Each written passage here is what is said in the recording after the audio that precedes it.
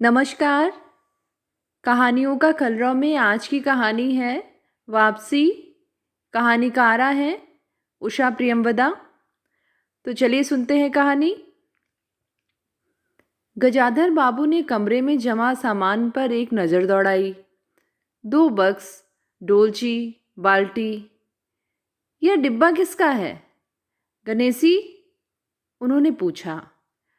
गणेशी बिस्तर बांधता हुआ कुछ गर्व, कुछ दुख, कुछ लज्जा से बोला।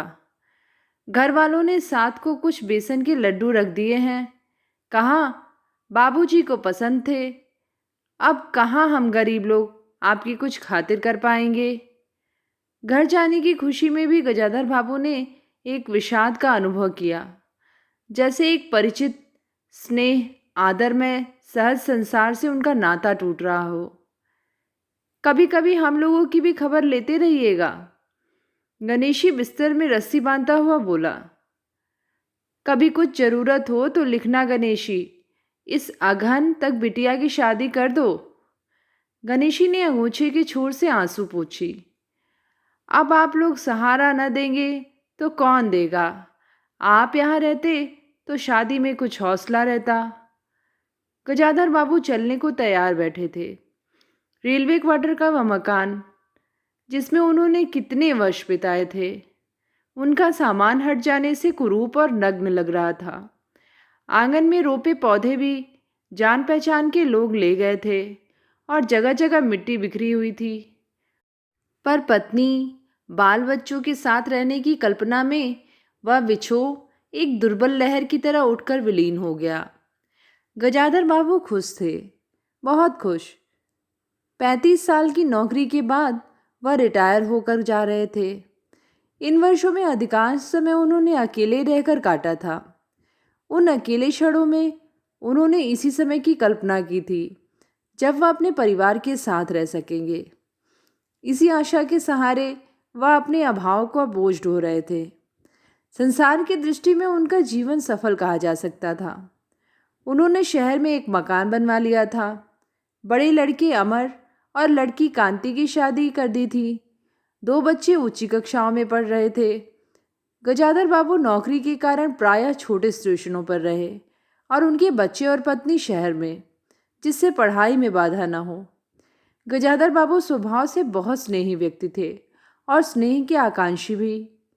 जब परिवार साथ था, ड्यूटी से लौटकर बच्चों से हंसते बोलते, पत्नी से कुछ मनोविनोद करते।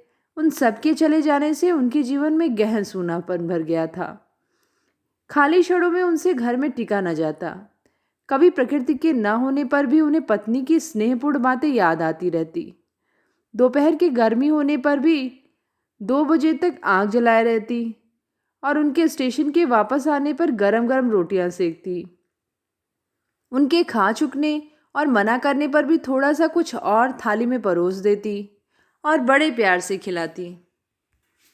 जब वह थके हारे बाहर से आते तो उनकी आहट पावर रसोई के द्वार पर निकल आती और उनकी सलज्ज आंखें मुस्कुरा उठती। गजाधर बाबू को जब हर छोटी बात भी याद आती और वह उदास हो उठते। अब कितने वर्षों बाद यह अवसर आया था जब वह फिर उसी स्नेह और आदर के मध्य रहने जा रहे थे। टोपी उतारकर गजाधर बाबू ने चारपाई पर रख दी। जूते खोलकर नीचे खिसका दिए। अंदर से रह रहकर कहकहों की आवाज़ आ रही थी। इतवार का दिन था और उनके सब बच्चे इकट्ठे होकर नाश्ता कर रहे थे। गजाधर बाबू के सूखे चेहरे पर स्निग्ध मुस्कान आ गई। उसी तरह मुस्कुराते हुए वह बिना खासे अंदर चले आए। उन्होंने देखा कि नरेंद्र कमर पर हाथ रखे शायद गत रात्रि की फिल्म में देखे गए किसी नृत्य की नकल कर रहा था और बसंती हंस हंस कर दोहरी हो रही थी। अमर की बहू को अपने तन बदन, आंचल या घूंघट का कोई होश न था और वह उन्मुक्त रूप से हंस रही थी। गजाधर बाबू को देखते ही नरेंद्र धप से बैठ गया और चाय का प्याला उठाकर मुंह से लगा लिया। बहू को होश आया और उसने झट से माथा ढक लिया। केवल बसंती का शरीर रह रहकर हंसी दबाने के प्रयत्न में हिलता रहा। गजाधर बाबू ने मुस्कुराते हुए उन लोगों को देखा, फिर कहा, क्यों नरेंद्र, क्या नकल हो रही थी? कुछ नहीं बाबूजी, नरेंद्र ने सिर पिटाकर कहा।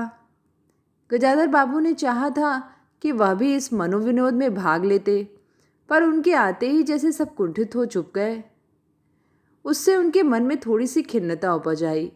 बैठते हुए बोले, बसंती, चाय मुझे भी देना। तुम्हारी अम्मा की पूजा अभी तक चल रही है क्या? बसंती ने माँ की कोठरी की ओर देखा। अभी आती ही होंगी, और प्याले में उनके लिए चाय छानने लगी। बहू चुपचाप पहले ही चली गई थी। अब नरेंद्र भी चाय का आखिरी घूंट पीकर उठ खड़ा हुआ। केवल बसंती पिता के लिहाज में चौके में बैठी माँ की राह देखने लगी।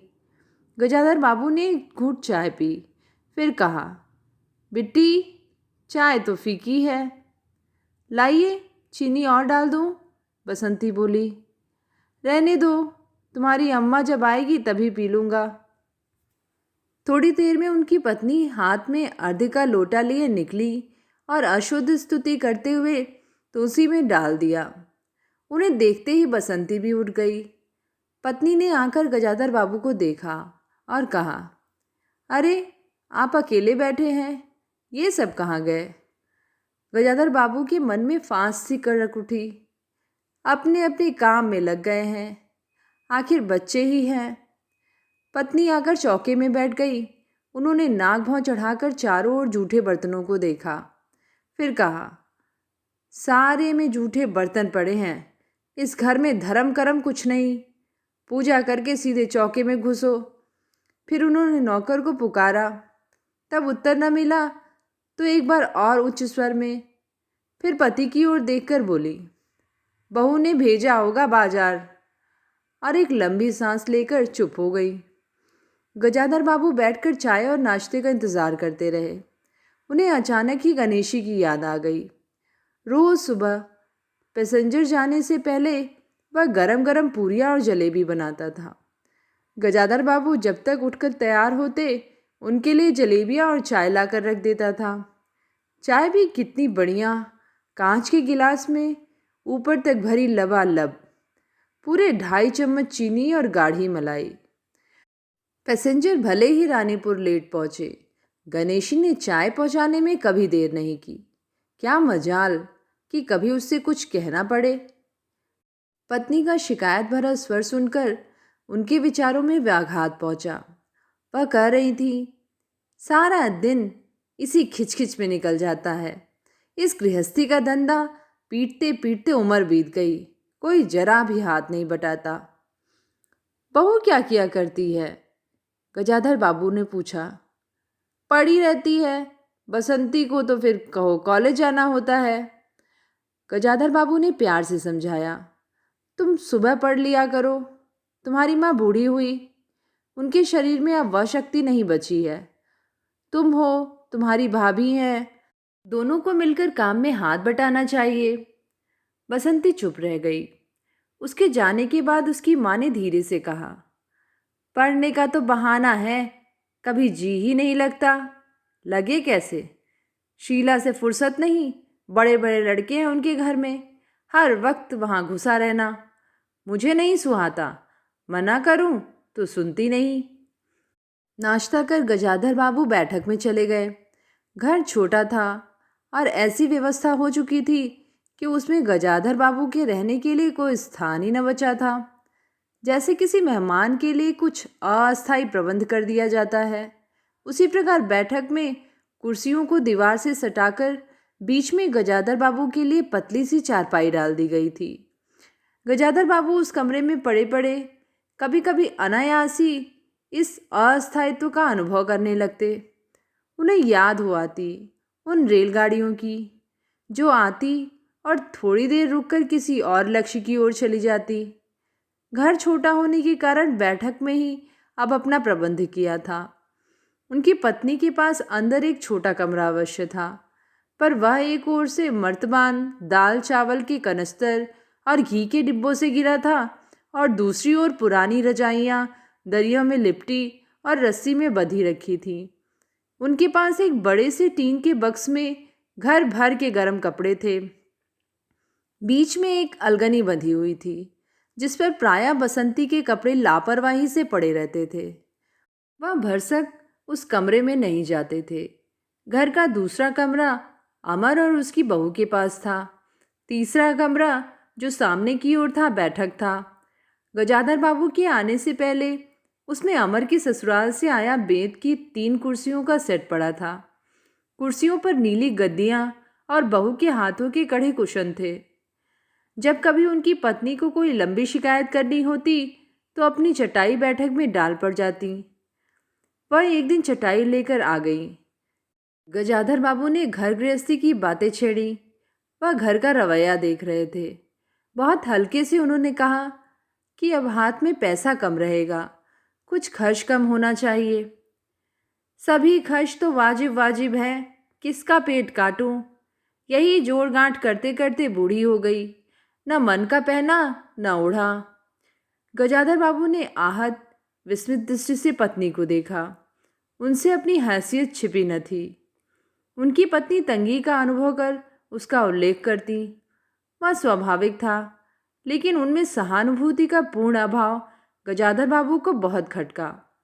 उनसे यदि राय बात की जाए कि प्रबंध कैसे हो तो उन्हें चिंता कम, संतोष अधिक होता। लेकिन उनसे तो केवल शिकायत की जाती थी, जैसे परिवार की सब परेशानियों के लिए वही जिम्मेदार हैं। तुम्हें किस बात की कमी है अमर की माँ? घर में बहू है, लड़के बच्चे हैं, सिर्फ रुपए से ही आदमी अमीर नहीं होता। गजाधर बाबू ने कहा और कहने के साथ ही अनुभव किया। यह उनकी आंतरिक अभिव्यक्ति थी, ऐसी कि उनकी पत्नी नहीं समझ सकती। हाँ, बड़ा सुख है ना बहू से। आज रसोई करने गई है, देखो क्या होता है, कहकर पत्नी ने आंखें मूंदी और सो गई। गजाधर बाबू बैठे हुए पत्नी को देखते रह गए। यही थी क्या उनकी पत्नी, जिसके हाथों के कोमल स्पर्श, जिसकी मुस्कान की याद में उन्होंने संपूर्ण जीवन काट दिया था? उन्हें लगा कि लावण्यमय युवती जीवन की राह में कहीं खो गई है और उसकी जगह आज जो स्त्री है वह उनके मन और प्राणों के लिए नितांत अपरिचित है। गाढ़ी नींद में डूबी उनकी पत्नी का भारी सा शरीर बहुत बेडौल और कुरूप लग रहा था। चेहरा श्रीहीन और रूखा था। गजाधर बाबू देर तक निस्संग दृष्टि से पत्नी को देखते रहे और फिर लेटकर छत की ओर ताकने लगे। अंदर कुछ गिरा और उनकी पत्नी हड़बड़ाकर उठ बैठी।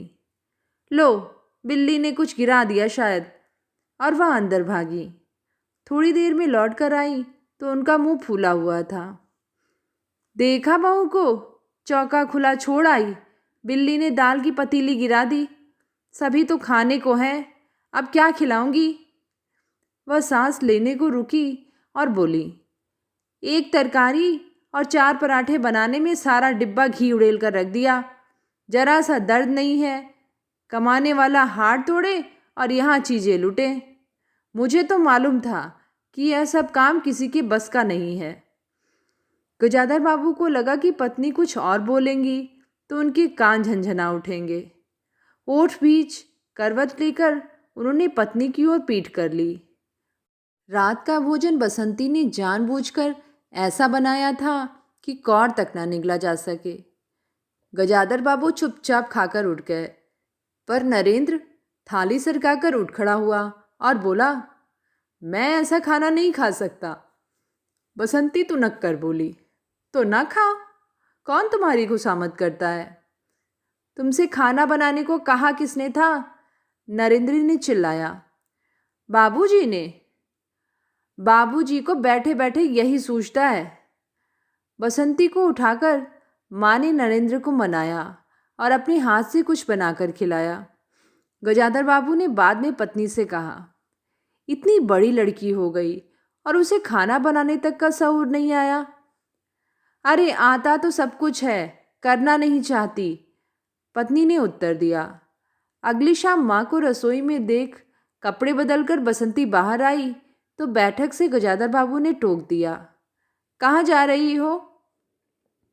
पड़ोस में शीला के घर, बसंती ने कहा।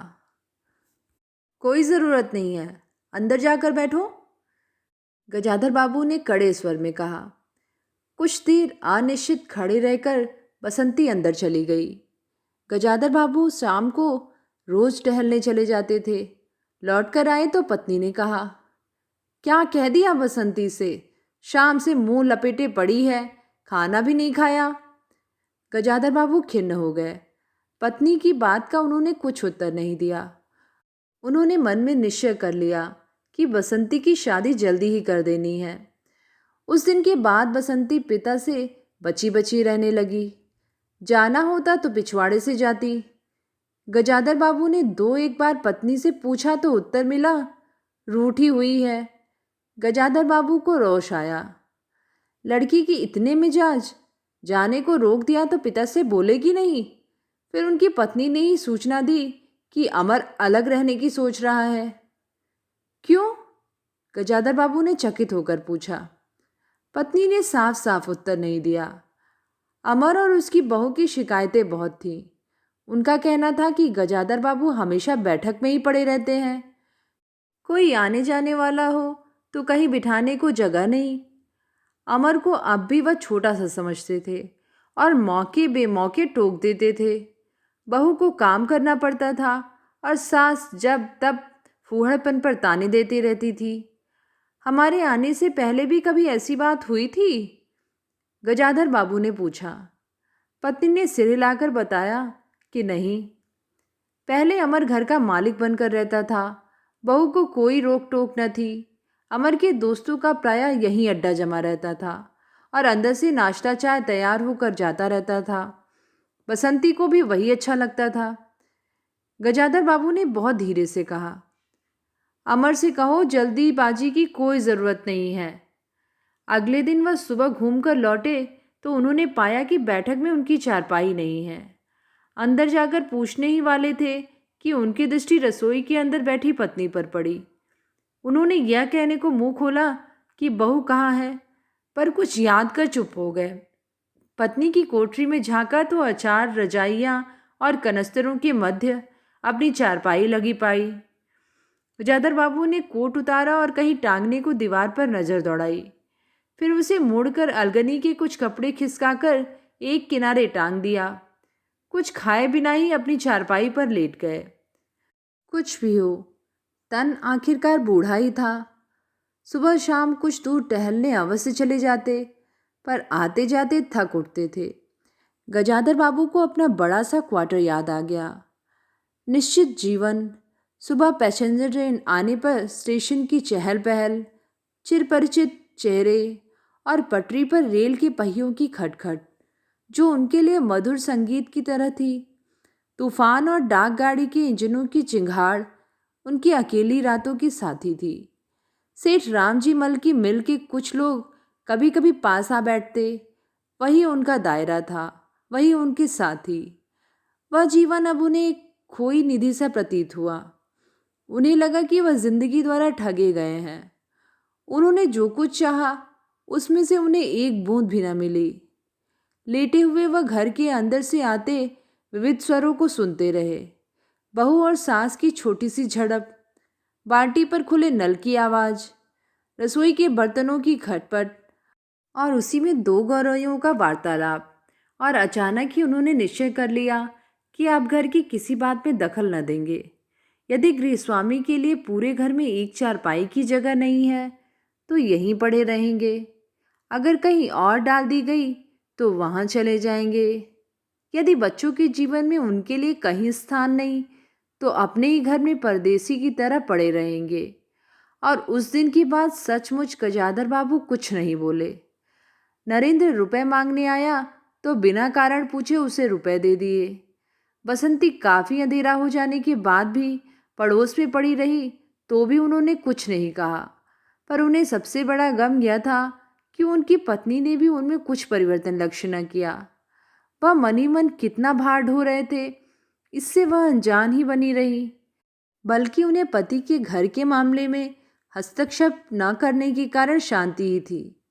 कभी कभी कह भी उठती है, ठीक ही है, आप बीच में ना पड़ा कीजिए, बच्चे बड़े हो गए हैं, हमारा जो कर्तव्य था कर रहे हैं, पढ़ा रहे हैं, शादी कर देंगे।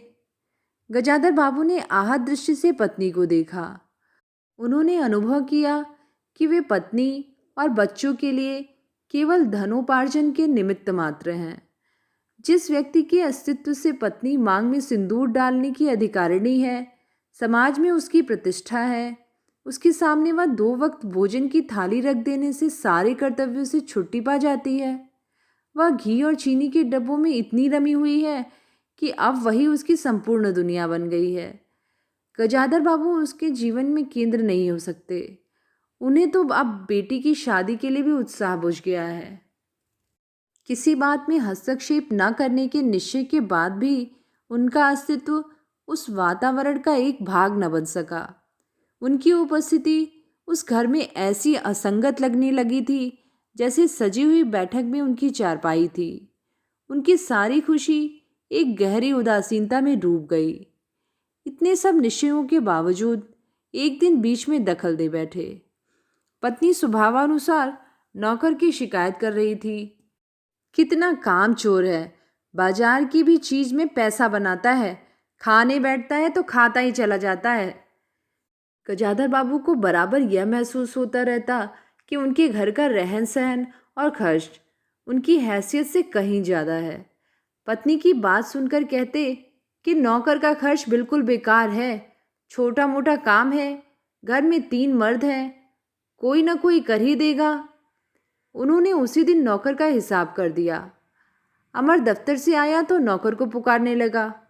अमर की बहू बोली, बाबूजी ने नौकर छुड़ा दिया है। क्यों? कहते हैं खर्च बहुत है। यह वार्तालाप बहुत सीधा सा था, पर जिस टोन में बहू बोली, गजाधर बाबू को खटक गया। उस दिन जी भारी होने के कारण गजाधर बाबू टहलने नहीं गए थे। आलस्य में उठकर बत्ती भी नहीं जलाई थी। इस बात से बेखबर नरेंद्र माँ से कहने लगा, अम्मा, तुम बाबूजी से कहती क्यों नहीं? बैठे बिठाए कुछ करते नहीं, नौकर ही छुड़ा दिया।